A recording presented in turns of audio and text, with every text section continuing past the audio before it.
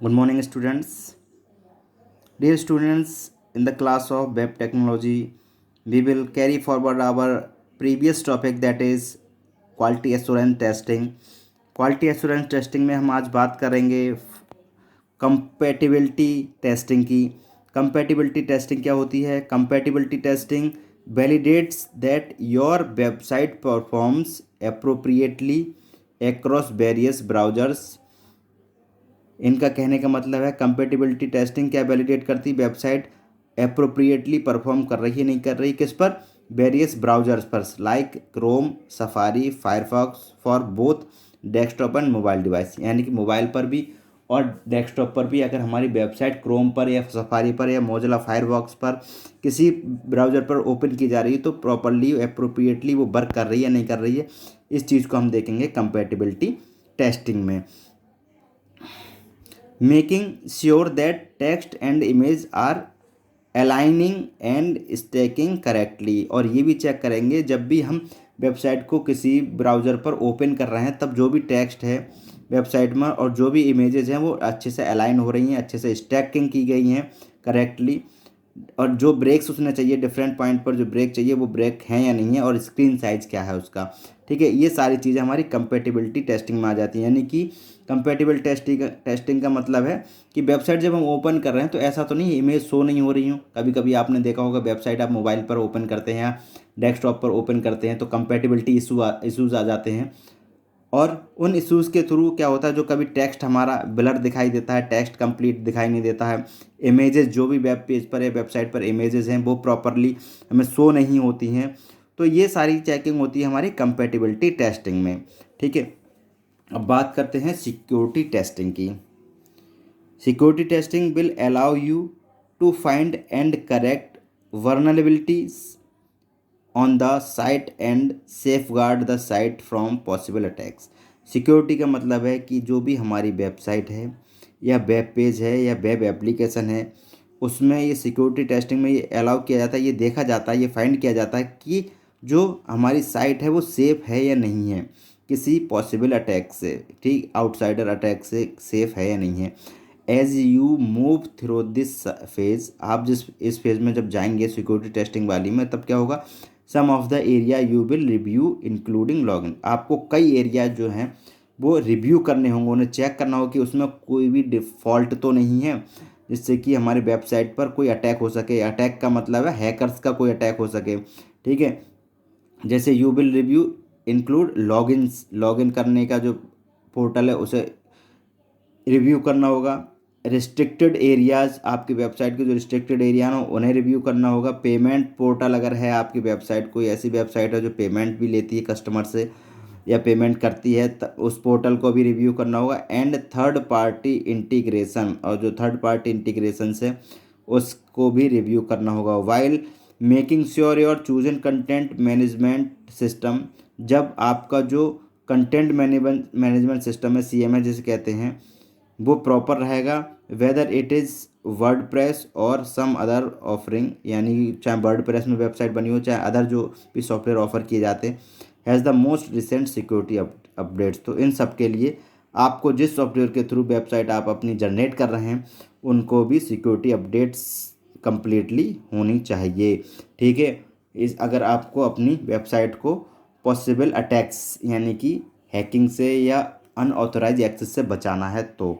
ठीक है, अब बात करते हैं SEO testing.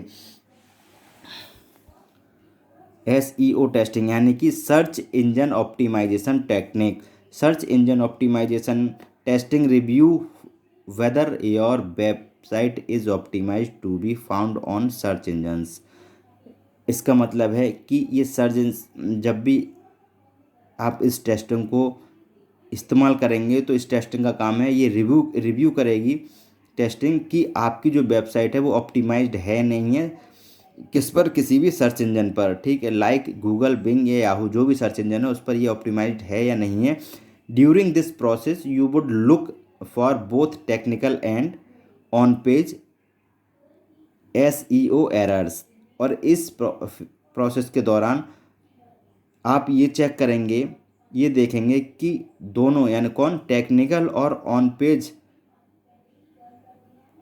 On page system search engine optimisation errors हैं या नहीं है टेक्निकली या ऑनलोड पेज पर। अगर हम देखेंगे सच एज मेटा डिस्क्रिप्शंस को चेक करेंगे, एल्ट टैग्स को चेक करेंगे, page title and SEO optimized URL structure को हम इस टेस्टिंग में चेक करते हैं।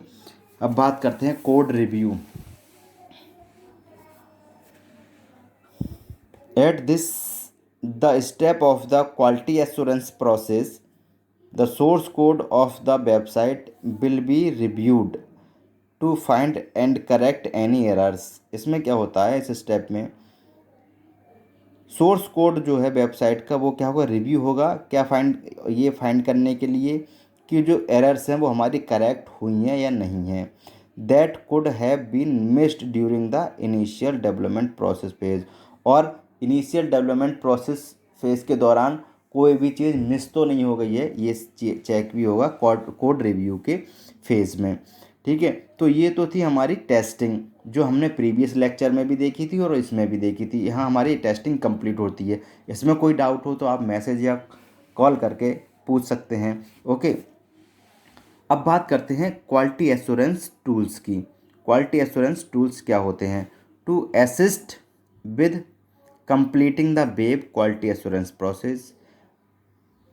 क्वालिटी एश्योरेंस प्रोसेस को कंप्लीट करने के लिए किसी वेब की both quickly and more accurately, कि हम जो भी क्वालिटी एश्योरेंस अपना अच्छे से और एक्यूरेट, जल्दी और एक्यूरेट परफॉर्म कर सकें, there are various tools you can use to scan and automate task. तब आपको क्या होगा, वेरियस टूल्स होंगे जो आपको यूज़ करने होंगे स्कैन करने के लिए या टास्क को ऑटोमेट करने के लिए। हियर